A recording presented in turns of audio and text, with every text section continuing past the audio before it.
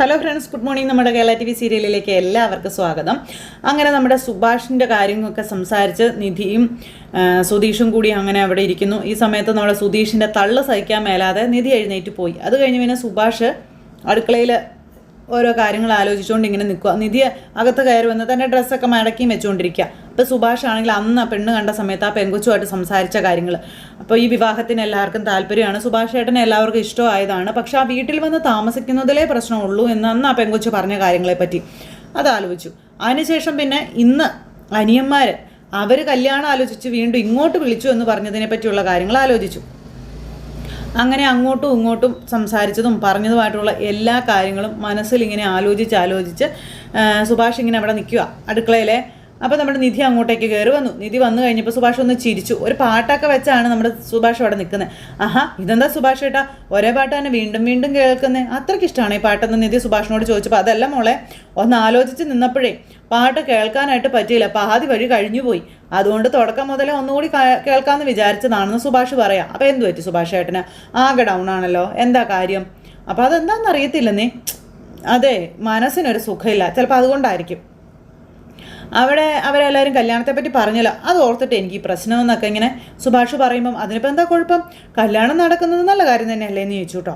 അപ്പോൾ സുനന്ദയുടെ കല്യാണം നടക്കുന്നതിന് മുൻപ് എൻ്റെ കല്യാണം നടത്തണം എന്നുള്ളൊരു വാശിയാണ് അവർക്ക്.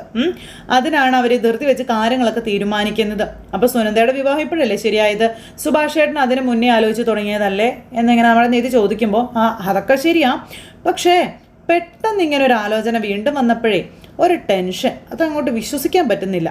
അതിനെന്തിനാ ടെൻഷൻ? ഈ പെൺകുട്ടി ഇഷ്ടപ്പെട്ടില്ലേ? ഇഷ്ടപ്പെടാത്തത് കൊണ്ടൊന്നുമല്ല, പക്ഷേ അവൾ എന്നോട് മുമ്പ് നേരിട്ട് കണ്ടപ്പോൾ വ്യക്തമായിട്ടൊരു കാര്യം പറഞ്ഞായിരുന്നു, കൂട്ടുകുടുംബം അവൾക്ക് ഇഷ്ടമല്ല, കല്യാണം കഴിഞ്ഞാൽ ഒറ്റയ്ക്ക് മാറി താമസിക്കണം എന്നുള്ളത്. അതൊരിക്കലും നടക്കില്ല എന്ന് ഞാൻ അന്ന് അവളോട് പറഞ്ഞതാ. വേറെ ഒരു വിവാഹം ആലോചിക്കുന്നതാണ് നല്ലത് എന്ന് ഞാൻ അന്ന് പറഞ്ഞിട്ടാണ് പോകുന്നത്. അത് കഴിഞ്ഞ് 3 മാസം കഴിയുമ്പോഴേക്കും ആ പെൺകുട്ടി പെട്ടെന്ന് അങ്ങ് ഓക്കെയൊക്കെ പറയുമോ, അക്കാര്യത്തിൽ മാത്രമേ എനിക്കൊരു സംശയമുള്ളൂ മോളെ, അതങ്ങോട്ട് എനിക്ക് അത്രയ്ക്ക് അങ്ങ് വിശ്വസിക്കാൻ പറ്റുന്നില്ല എന്ന് പറഞ്ഞപ്പം അനിയന്മാരല്ലേ പറയുന്നേ, അവരെയും വിശ്വാസമില്ലേ എന്ന് ചോദിച്ചു നിധിയെ. അപ്പോൾ അവരെ ഞാൻ വിശ്വസിക്കാതിരിക്കുമോ? അതൊന്നും അല്ല ഇവിടെ പ്രശ്നം.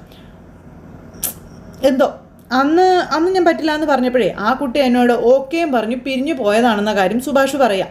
പിന്നെ 3 മാസം കഴിഞ്ഞ് പെട്ടെന്ന് ഇങ്ങോട്ട് വന്ന് സമ്മതം പറയണമെന്നുണ്ടെങ്കിൽ അതിനൊരു കാരണം എന്തായാലും ഉണ്ടാവും. അതെന്താണെന്നാണ് ഞാൻ ആലോചിക്കുന്നത് എന്ന് സുഭാഷ് നിധിയോട് പറയണം. നിധിക്കും ആകെ ടെൻഷനായി. ഇനി കല്യാണം കഴിഞ്ഞ് വന്നതിന് ശേഷം ഇവിടെ പറ്റില്ല, ഒറ്റയ്ക്ക് പോകണമെന്നൊക്കെ പറഞ്ഞാൽ ഞാൻ എന്ത് ചെയ്യുമെന്ന് സുഭാഷ് ചോദിക്കാം. എനിക്കതൊന്നും താങ്ങാൻ പോലും പറ്റില്ല എന്നും സുഭാഷ് നിധിയോട് പറയണേ.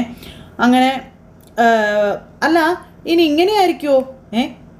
ഞാൻ ആ കുട്ടിയെ കാണാൻ പോകുമ്പോൾ മോൾ ഇങ്ങോട്ട് വന്നിട്ടില്ല, ഇപ്പം നീ ഇവിടെ ഉണ്ടല്ലോ, അതുകൊണ്ടൊരു കൂട്ടുണ്ട്, ഇനി പേടിക്കാതിരിക്കാം എന്ന് കരുതിയിട്ടാവോ എന്നൊക്കെ ചോദിക്കുമ്പം അങ്ങനെയും സംഭവിക്കാമല്ലോ എന്ന് നിധി പറഞ്ഞപ്പോൾ അപ്പം നീ വന്നതിന് ശേഷമാണ് ഈ വീട്ടിൽ നല്ലത് നടക്കുന്നതെന്ന് നീ പറ എന്ന് നമ്മുടെ സുഭാഷ് പറയാട്ടോ.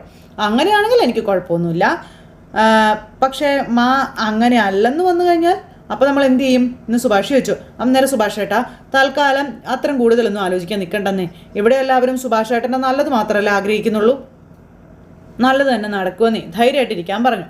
നമുക്ക് നോക്കാം എവിടം വരെ പോകുമെന്ന്. അത് പറഞ്ഞിട്ട് സുഭാഷ് ഇങ്ങനെ നിൽക്കുന്നു. നിധി അവിടെ നിന്ന് അങ്ങ് പോയി. നിധിക്ക് എന്നിട്ട് പുറത്തിറങ്ങി ചെന്നപ്പോൾ ഭയങ്കര വിഷമം. നിധി എന്നിട്ട് ഇങ്ങനെ സങ്കടപ്പെട്ട് അവിടെ നിൽക്കുക. അത് കഴിഞ്ഞ് നികേഷും പണ്ടത്തെ ഓരോ കാര്യങ്ങൾ, അതായത് സുഭാഷ് ഏട്ടനുമായിട്ടുണ്ടായിരുന്ന സമയത്തെ കാര്യങ്ങളൊക്കെ ആലോചിച്ചുകൊണ്ട് ഇങ്ങനെ നിൽക്കുക കേട്ടോ. അപ്പോഴേക്കും അങ്ങോട്ടേക്ക് നമ്മുടെ സുഭാഷ് വന്നു. എടാ എന്ന് പറഞ്ഞ് നികേഷിനെ വിളിച്ചു. അപ്പോൾ നികേഷ് ഇങ്ങനെ ചിന്തിച്ചിരിക്കുന്നത് കൊണ്ട് സുഭാഷ് ഏട്ടൻ വന്നതൊന്നും കണ്ടില്ല. എടാ എന്ന് പറഞ്ഞ് തട്ടി വിളിച്ചപ്പോഴാണ് നികേഷ് അറിയുന്നത്. ആ സമയത്ത് അവരെല്ലാവരും 2 അനിയന്മാരും വന്നു. അനിയന്മാരുടെ ഭാവവും നികേഷിൻ്റെ ഭാവവും ഒക്കെ കണ്ടപ്പോൾ സുഭാഷിന് എന്തോ ഒരു പ്രശ്നമുള്ളതുപോലെ തോന്നി. എന്താണ് ഇവിടെ, എന്താ പ്രശ്നമെന്ന് ചോദിച്ചു. ഒരു പ്രശ്നമില്ല, അവൻ നല്ല ഹാപ്പിയാന്ന് സുധീഷ് പറഞ്ഞപ്പോൾ എന്നാൽ എനിക്ക് കൂടി തോന്നണ്ടേന്ന് ചോദിച്ചു സുഭാഷ് സുധീഷിനോട്. അപ്പം നികേഷിൻ്റെ കയ്യിൽ നിന്ന് പോയി. നികേഷ് ഇങ്ങനെ കരയാൻ പാകത്തിന് ഇങ്ങനെ ഇരിക്കും കേട്ടോ. ഇതെന്താടാ, ഇവൻ്റെ മുഖം നോക്കി എനിക്ക് അറിഞ്ഞൂടേടാ, ഇവൻ എന്തോ പറ്റിയിട്ടുണ്ടല്ലോടാ എന്ന് സുഭാഷ് പറയാം. ഇങ്ങനെ ഇവനെ ആരെങ്കിലും കണ്ടിട്ടുണ്ടോ? എടാ എന്താടാ പ്രശ്നം? അപ്പോൾ ഒന്നും ഇല്ലെന്നേ എന്ന് പറഞ്ഞുകൊണ്ട് നികേഷ് ഇങ്ങനെ സുഭാഷിനോട് പറഞ്ഞു. അന്നേരം മോളെ നിന്നോട് ഇവൻ എന്തെങ്കിലും പറഞ്ഞായിരുന്നോ എന്ന് ചോദിച്ചു. ഇല്ല, ഒന്നും പറഞ്ഞില്ല. എടാ എന്തെങ്കിലും അസുഖം ഉണ്ടോടാ നിനക്ക്? എടാ നിൻ്റെ മുഖമൊക്കെ ഭയങ്കര ഡള്ളായിട്ടാടാ ഇരിക്കുന്നത്, എന്താണ് കാര്യം പറയടാ എന്ന് സുഭാഷ് ഇങ്ങനെ നിർബന്ധിക്കുകയാണേ. നികേഷേ സത്യമായിട്ട് എനിക്കൊന്നുമില്ല ഏട്ടാ എന്ന് നികേഷ് പറയുമ്പോൾ നീ ഓക്കെ അല്ലേ എന്ന് ചോദിച്ചു. അതെ ഏട്ടാ ഒരു കുഴപ്പമില്ല എന്ന് നികേഷ് മനസ്സിലാ മനസ്സോടുകൂടി പറയുവാണ്. എന്താടാ എന്ന് ഞാനൊരു സാധനം ഉണ്ടാക്കി തരാൻ വരാൻ പറഞ്ഞു. അപ്പോൾ എനിക്ക് വേണ്ട സുഭാഷ് ഏട്ടാന്ന് പറഞ്ഞു.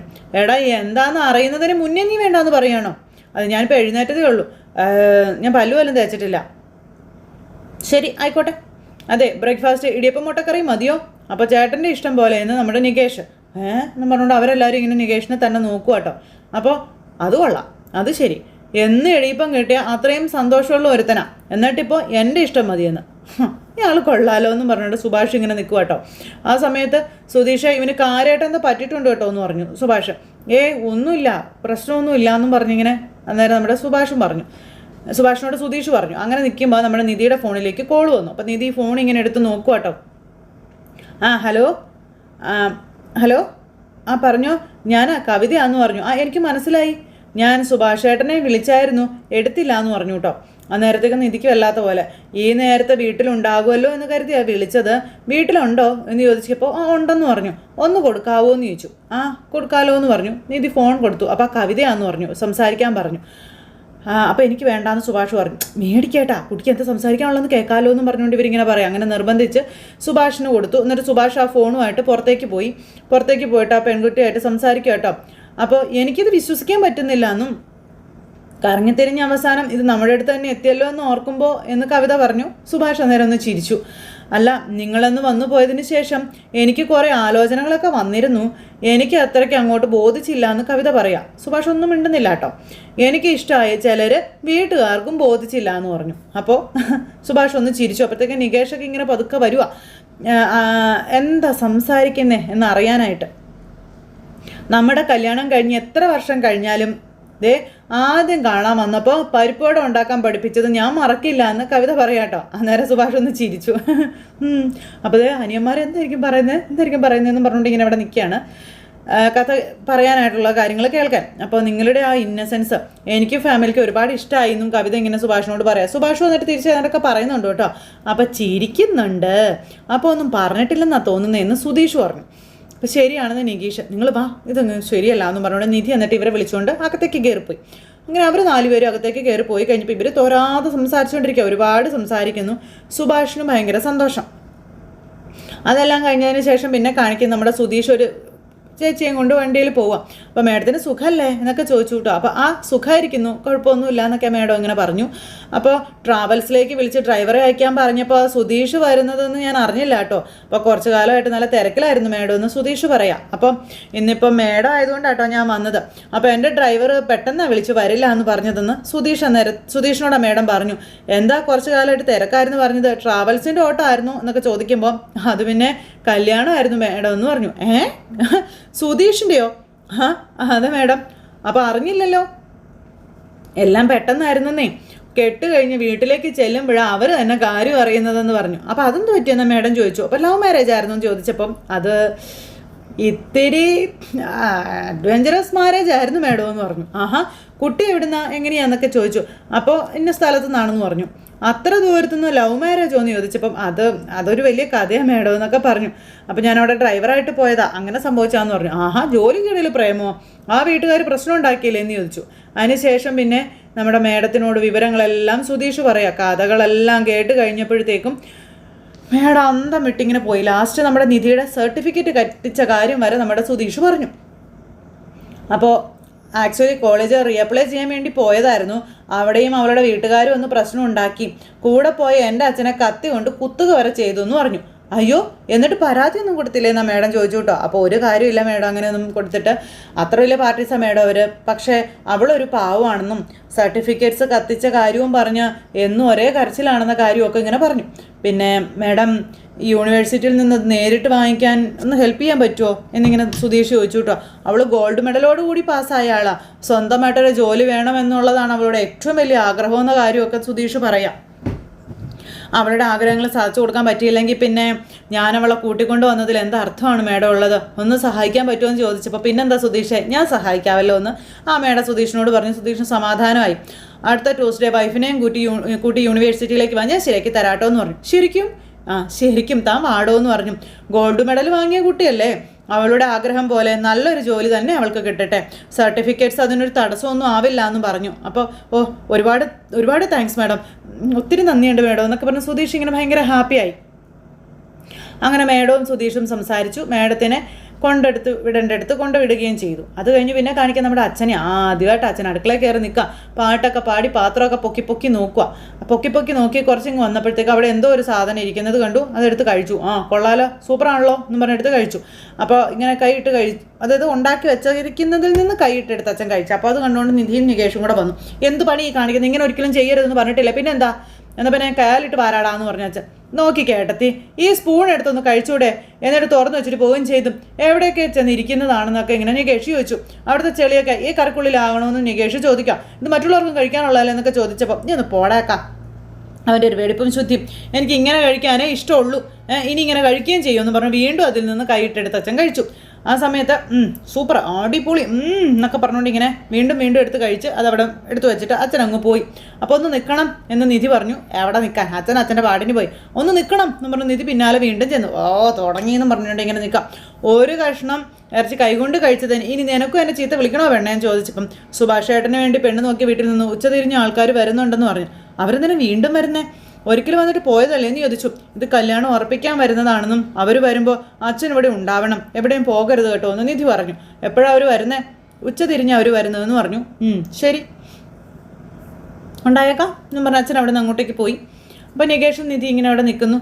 അവർ ഒരിക്കലും കണ്ടിട്ടുള്ള വീടാ, എങ്കിലും കൂടുതൽ കുഴപ്പമൊന്നും ആയിട്ടില്ലല്ലോ അല്ലേന്ന് ചോദിച്ചു. വീട് എങ്ങനെയായിരുന്നാലും എന്താ എടുത്തി, വരുന്നവർ ഇവിടെ താമസിക്കാൻ പോകുന്നില്ലെന്നല്ലേ പറഞ്ഞു, പിന്നെന്താ കുഴപ്പമൊന്നും ചോദിച്ചു. അതൊക്കെ വിട്ടേക്കാൻ പറഞ്ഞു. ഇപ്പം എന്താ ഏട്ടത്തേക്ക് വേണ്ടത്, എന്തെങ്കിലും വാങ്ങി വരണമെന്ന് ചോദിച്ചു. അല്ല അവർ വരുന്ന കാര്യം സുഭാഷേട്ടന് അറിയാലോ അല്ലേ എന്നൊക്കെ ചോദിക്കുമ്പം എല്ലാവരെയും ഞാൻ വിളിച്ചു പറഞ്ഞിട്ടുണ്ടെന്നും സുധീഷ് വരുമ്പോൾ സ്വീറ്റ്സ് എല്ലാം വാങ്ങിച്ചു കൊണ്ട് വരുമെന്ന കാര്യവും പറയുകയാണ്. അപ്പോൾ നികേഷ് അങ്ങ് ശരി പറഞ്ഞു പോയി. ഒന്ന് നിന്നെ എന്നും പറഞ്ഞ് നികേഷിനെ പിടിച്ചു നിർത്തി. അപ്പോൾ എന്താ നീ ഇങ്ങനെ ഡള്ളായിരിക്കുന്നേ, നിന്നെ കാണുമ്പോഴേ കഷ്ടം തോന്നുക കേട്ടോ എന്ന് പറഞ്ഞു. അങ്ങനെ തന്നെ എടുത്തി, ഞാൻ ഓക്കെ ആയിക്കോളും, ഒരു കുഴപ്പമില്ലാന്നേ. സുഭാഷ് ഏട്ടൻ ഇവിടുന്ന് പോകുന്നെന്ന് പറയുമ്പോൾ മനസ്സ് അംഗീകരിക്കാൻ സമ്മതിക്കുന്നില്ല എന്നുള്ളത് ശരിയാ, പക്ഷേ കല്യാണം നടക്കരുതെന്നൊന്നും ഞാൻ ഒരിക്കലും ആഗ്രഹിക്കുന്നില്ല കേട്ടോ. പക്ഷേ എന്താ എടുത്തിട്ട് കണ്ണ് നിറഞ്ഞിരിക്കുന്നതെന്ന് നിധിയോട് നികേഷ് ചോദിച്ചു. അപ്പം നീ ഉള്ളിൽ നിന്ന് നിലവിളിക്കുന്നതൊക്കെ എനിക്ക് കേൾക്കാവെന്ന് പറഞ്ഞു നിധി നികേഷിനോട്. ഒന്ന് ആലോചിച്ച് നോക്കിക്കേ, ഞാൻ ഈ വീട്ടിലേക്ക് വരുമ്പോൾ എനിക്ക് നിങ്ങളെ ആരെയും അറിയുമായിരുന്നില്ല, എന്നാൽ ഇവിടെ നാട്ടിലും ആളുകളോടും അന്വേഷിച്ചിട്ടായിരുന്നു ഞാൻ വന്നിരുന്നതെങ്കിലോ ഈ വീട്ടിൽ താമസിക്കാൻ ഞാനും ഒരു പക്ഷേ സമ്മതിക്കുമായിരിക്കില്ല എന്ന് നിധി പറയാം. ഇവിടെ വന്നു, നിങ്ങളെ കണ്ടു, ഇഷ്ടപ്പെട്ടു, അതുപോലെ നാട്ടുകാർ പറയുന്നത് പോലെ അല്ല ഈ വീട് എന്ന് ഞാൻ മനസ്സിലാക്കി. സുഭാഷ് ഏട്ടന് വരുന്ന പെൺകുട്ടിയും അങ്ങനെ മനസ്സിലാക്കിയാലോ?